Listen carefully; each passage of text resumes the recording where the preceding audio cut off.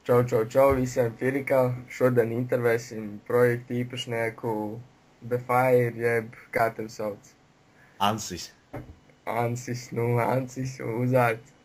Tautā man devē Ansis, uzvārdā Holsts, bet man ir divi vārdi Ansis Austris. Bet bieži vien savu otru vārdu nepublicēju, jo pārsvarā visi mani sāks devēt par Ansi.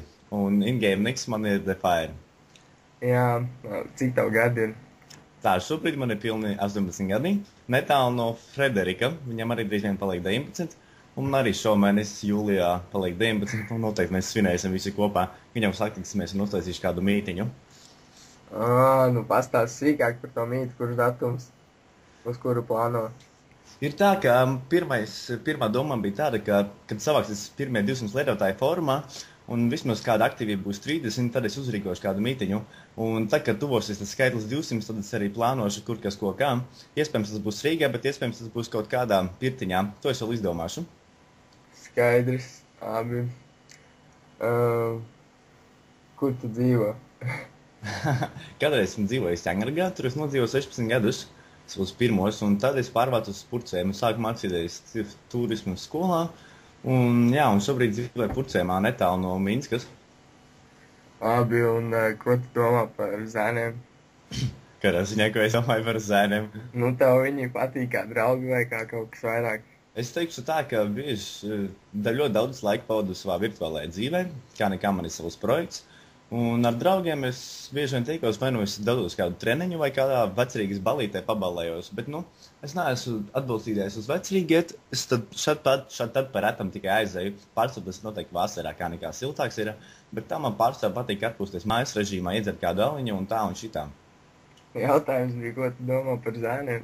Par zēniem man nav nekāda, kā sakās, orientācija pret viņiem. Protams, man patīk vairāk meitenes un tā, kā jau visiem normāliem cilvēkiem. Jā, bet zēni, kā ir paziņas un draugi, bet vairāk man ir tie paziņas. Un kāpēc tev darba viksēs jau ļoti ilgu laiku caurums starp kājām? Vēlētos zināt, kur es ieguvēju šādu informāciju. Tas varbūt tāpēc, ka man nav sievas, kas sašuja man bikses, bet tas tā jau ir novecojusi informācija, un tas tā vairs nav, tas nav aktuāli. Viss ir mainījies. Tad tas ir labi, jā. Tu esi pavārs, jā, bet tu tik bieži brauc uz Hesīti ēst, kāpēc pats savu netaisi? Tās attiecinājums ir tāds, ka darbā es ļoti daudz pavadu pie plīts un gatavot vienmēr, un mājās ir tāds, kas sakās vairāk slinkuma režīms ieslēdzies, un nevēlos mājās neko gatavot, un tāpēc izvēlos tādu variantu, kas aizros kaut kādu restorānu, vai pieņems to pašu fast food restorānu, uz Hesīti, Maķīti un tādā garā. Tāpēc, bet tā nav priekšroka manai, kā sakās, dzīvei, kad es ēdu mājās. Bieži vien es arī gatavoju mājās kādas mājas ēdienas un tā, bet nekur plaši es neizplašu, negatavoju neko tādu, ko es gatavoju darbā. Mājās gatavoju mājas ēdienas. Un, ja gribās kaut ko, kā sakās, ekskluzīvāku vai prastāku, tad es vienkārši aizbraucu uz Maķīti kaut kādu. Tev ir draudzene? Jā, man ir draudzene. Kā viņai es netaisi neko tādu no rīta pārsteigums kaut kāds? Nē, mēs nedzīvojam kopā, tāpēc šobrīd šis jautājums nav aktuāls. Labi. Kādi ir tavi hobiji? Mans hobijs ir mana virtuālā dzīve, un mani treniņi, un pavāru, attīstība. MMA.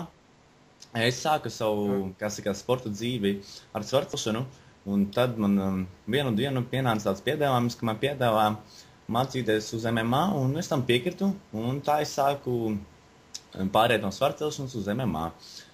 Daudz vien zinu, ko tas nozīmē, un tāpēc plaši neizstāstīšu, kas ko kā, bet šobrīd man ir tā, ka es, godīgi sakot, par retam aizēju uz tiem treniņiem, jo bieži vien man jāpavada laiks pie datoru, visu kaut ko uzlaboju, kā nekā mēs attīstamies, un tāpēc man sanāk mazāk pavadīt laikam saviem hobijiem, veltīt laiku mazāk, un tā kaut kā. Tas pats, kas ar Fredi, jūs abi runīgie. Jā, tas tā ir. Esmu ļoti komunikabls un patīk runāties. Žēl, ka šis šobrīd notiek virtuāli, bet nekas traks, ka viņam mani spēj saprast. Jā, labi, tagad nedaudz. Bet visvairāk man nepatīk tas, ka tu man neiedevi jautājumus iepriekš, bet nekas, vari turpināt. Tagad par CS. Kā uzsākt vispār CS spēli? CS, es tiešām spēlēju ļoti ilgi, tie ir 11 gadi, un tas bija ļoti, ļoti, ļoti sen, kad man bija pirmie 6, 7 gadi. Man ir Man ir 3 brāļi, un viens vecākais brālis man vienu dienu iedeva paspēlēt. Viņš man mācīja, un es atzīšu, pirmajās dienās, kad es spēlēju, protams, neizmantoju VSD pogas. Es izmantoju būtiņu pogas, un pelītes arī īstenībā neizmantoju. Es kustējos ar būtiņām un šāvu ar enter pogu, un visvairāk man patika, ja es nemaldos, tā bija AIMAP, un tur brālis vienmēr lika spēlēt ar botiem un uzstādīja viņus tā, ka viņiem ir tikai ierodas kā nazis. Un jā, un kopš tā laika es sāku viņu spēlēt, un tā gadiem ritot, manā, kā sakās, CS skills attīstījās. Protams, pirmie 2-3 gadi nebija tie labākie, un es joprojām spēlēju tām būtiņām, bet laiks ritēja, un es mācījos. Tā arī es esmu tāds, kāds šobrīd esmu. Jā, labi. Par Firikālu.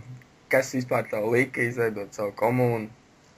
Teikšu, varbūt smieklīgi atbildi, kas šobrīd skanēs no manas mutes, bet bija tā, ka es vienu dienu spēlēju, bija jau pūksteni vēlas, kādi 1-2 naktī, un man viens Skype'ā uzrakstīja, uztais savu projektu. Es to neuztveru nemaz kā joku tajā pašā brīdī, jo es domāju, ka, kāpēc gan ne, es vienmēr esmu par to domājis, vienreiz esmu mēģinājis pirms 2 gadiem, bet man nekas diži nesanāca, tāpēc, ka tur nebija finansiāls atbalsts pietiekoši liels, lai viņu pacelt uz augšu. Bet, kā sakās, tagad esmu ieguvusi labi atmaksātu darbu, un man ir tāda iespēja viņu pacelt uz augšu. Un tāpēc sāku viņu veidot. Un Firikala nosaukums veidojās no vārda Mirikala, no pasaules.